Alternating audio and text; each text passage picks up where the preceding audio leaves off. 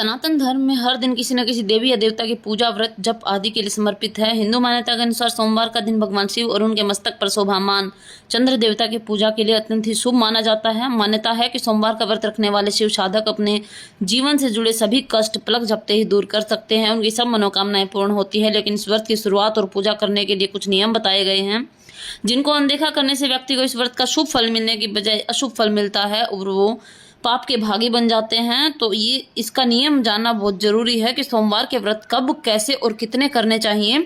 हिंदी मान्यता के अनुसार देवों के देव महादेव की कृपा बरसाने वाले व्रत उनके प्रिय माने जाने वाले सावन के महीने में करना अत्यंत शुभ माना जाता है।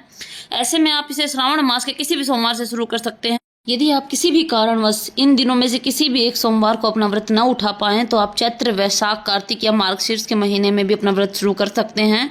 सावन सोमवार का व्रत हमेशा इस महीने के शुक्ल पक्ष के पहले सोमवार से प्रारंभ करना चाहिए, बहुत ही शुभ माना जाता है। सोमवार व्रत के नियम अगर हम बात करें तो यदि आप सोमवार का व्रत रखना चाहते हैं तो इसे 16 सोमवार व्रत रखने के बाद विधि विधान से उद्यापन करना चाहिए। हालांकि यदि आप चाहें तो आप अपनी मनोकामना, संकल्प और शारीरिक क्षमता के अनुसार आगे भी व्रत जारी रख सकते हैं।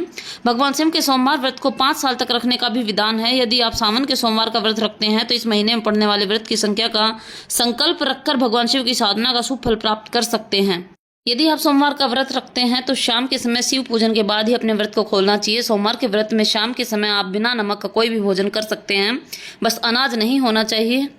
इस दिन आप साबूदाने की खिचड़ी या साबूदाने की खीर या फिर आलू का हलवा बनाकर खा सकते हैं।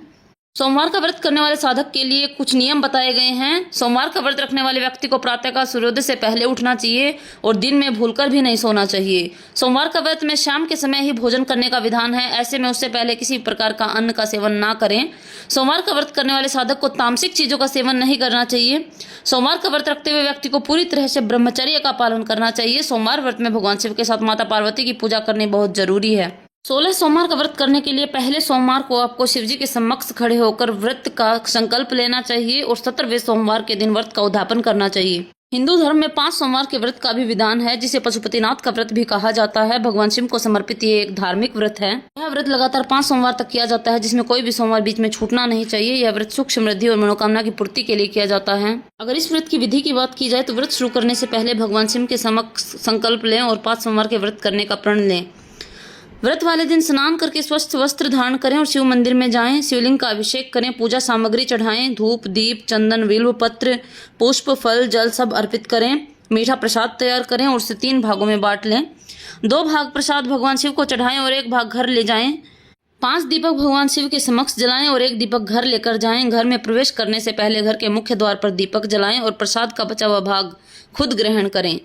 फल, केला, नारियल, पपीता, दूध और दूध से बनी हुई चीजें जैसे कि छाछ, पनीर आप इस व्रत के दिन खा सकते हैं।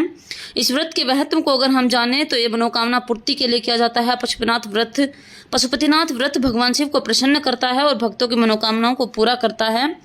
यह व्रत सुख, समृद्धि और वैभव प्राप्ति में मदद करता है, ग्रह दोषों से मुक्ति देता है और एक प्रभावी उपाय है।